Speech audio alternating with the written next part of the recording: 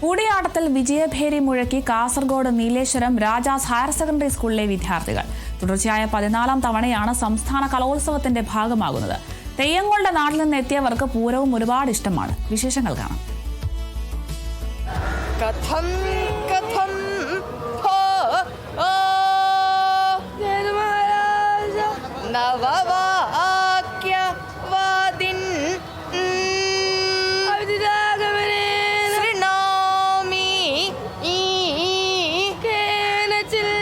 ശിഖരം വദാ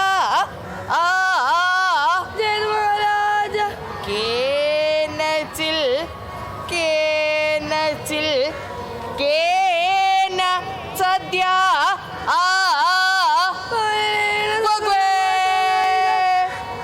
കഥം വാനരേണേതി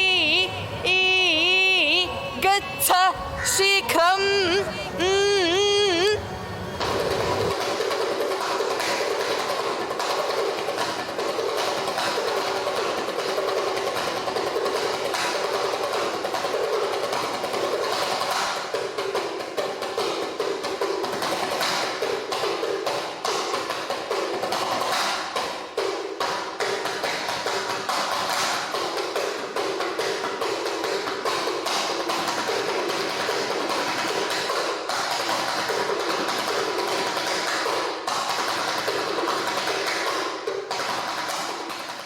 എന്നോടൊപ്പം ചേരുന്നത് കാസർഗോഡ് നീലേശ്വരം രാജാസ് ഹയർ സെക്കൻഡറി സ്കൂളിലെ വിദ്യാർത്ഥികളാണ്. തുടർച്ചയായ 12ാം തവണയാണ് കൂടിയാട്ടത്തിൽ അഭിമാന നേട്ടം കരസ്ഥമാക്കുന്നത്.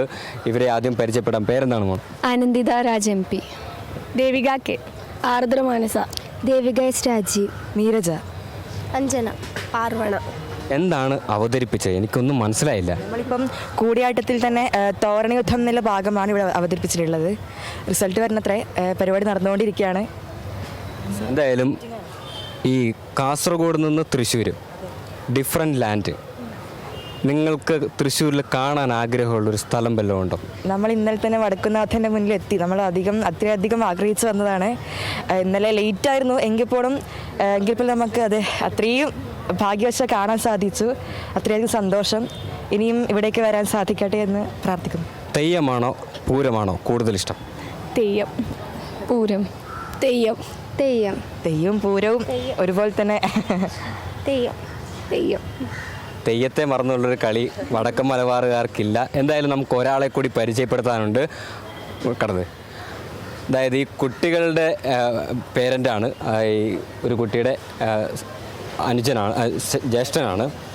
ഒരുപാട് കലാലയ ഓർമ്മകൾ ജ്യേഷ്ഠന് പങ്കുവയ്ക്കാനുണ്ട്. എന്താണ് പേരെന്താണ്? ഉത്കർഷ്. ഞാൻ പ്രൊഫഷണലി BSc നഴ്സിംഗ് കംപ്ലീറ്റ് ആയിട്ട് ഇപ്പോൾ വർക്ക് ചെയ്യുകയാണ്. കണ്ണൂർ ബേബി മെമ്മോറിയൽ ഹോസ്പിറ്റലിൽ വർക്ക് ചെയ്യുകയാണ്. കലാലയ ജീവിതം എന്ന് പറയുമ്പോൾ എനിക്ക് ഒരുപാട് നൊസ്റ്റുമാണ് ശരിക്കും പറഞ്ഞാൽ. കാരണം ആ സമയം തൊട്ടേ ഞാൻ ഡാൻസറാണ്, നാടോടി നൃത്തം ഭരതനാട്യമൊക്കെ ചെയ്യുന്ന ഒരാളാണ്. അതുപോലെ തന്നെ നാടകം, മോണോ ആക്ട്, ഇതൊക്കെ ഇവരെ കൂടെ വരാനിപ്പം ഭയങ്കര സന്തോഷമാണ്. കാരണം ഇത് ഞാൻ ഭയങ്കര ഇഷ്ടമാണ് ഇവരെ കൊണ്ട് നടക്കാൻ വേണ്ടിയിട്ട്. അതുപോലെ തന്നെ ആരോഗ്യ സർവകലാശാലയിൽ ഞാൻ 4 വർഷം കണ്ടിന്യൂസ് മത്സരിച്ചിട്ടുണ്ടായിരുന്നു.